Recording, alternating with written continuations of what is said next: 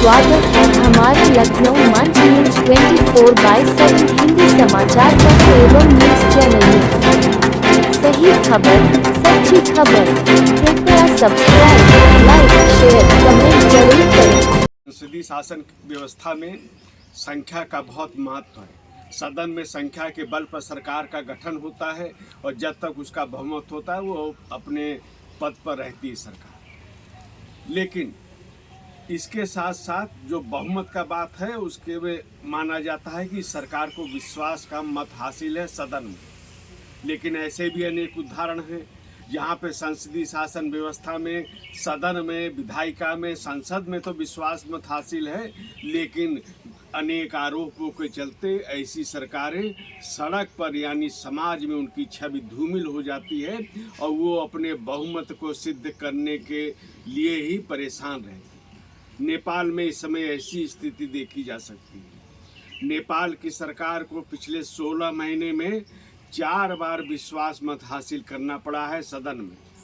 और उसका कारण ये है कि जय बार सरकार पे आरोप लगते हैं, घोटाले के आरोप लगते हैं, नाकामी के आरोप लगते हैं, जनहित की उपेक्षा के आरोप लगते हैं, जन आकांक्षा को पूरा करने में विफलता के आरोप लगते हैं, तब ये सरकार सदन में विश्वास मत लेकर आ जाती है और ये दिखाने का प्रयास होता है कि संविधान के अनुसार उसको विश्वास मत हासिल है, बहुमत हासिल है, इसलिए वो पद पे रह सकते हैं। नेपाल के गृह मंत्री पे गंभीर घोटाले के आरोप हैं। सदन में इससे चर्चा से सरकार बच रही है। विपक्ष संसदीय समिति जांच के लिए मांग कर रही है, उसको माना नहीं जा रहा है।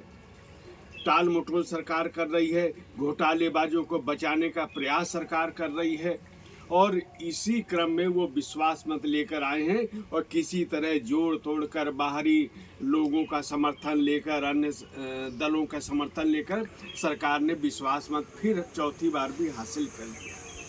लेकिन विडंबना देखिए कि इसी समय वहाँ पे सरकार के विरोध में आंदोलन चल रहा है। सरकार पे घोटालेबाज मंत्रियों को हटाने का, उनको जेल भेजने की मांग की जा रही है। यानी एक तरफ व्यवस्था है जो बहुमत की है, दूसरी तरफ नैतिकता का तकाजा है, नीति का तकाजा है कि जो घोटालेबाज हैं उनको सत्ता में नहीं रहना चाहिए, ये तकाजा है।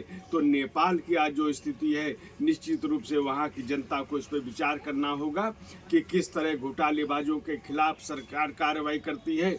व्यवस्था एक सरकार की है कि केवल क्या सरकार सत्ता में बने रहने के लिए है? क्या उसकी जो छवि है उसके प्रति उसको गंभीर नहीं होना चाहिए? क्या शासन व्यवस्था को ईमानदारी से संचालित नहीं करना चाहिए?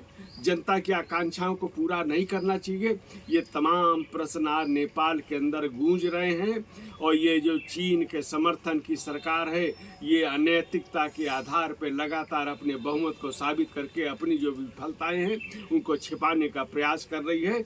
नेपाल में इस समय इस सरकार के कारण अस्थिरता का माहौल राजनीतिक बन चुका है और ऐसे खेल हो रहे हैं कि इस सरकार ने जो प्रचंड की सरकार है उसने राजनीति की अंतर स्थिति यहाँ पे क्या है, उसने अपनी ही एक सरकार जो प्रदेश की है उसी को गिरा दिया, केवल इसलिए कि वो उसके ऊपर अनेक प्रकार के राजनीतिक दबाव से सत्ता में बने रहने के सारे प्रयास कर रहे हैं।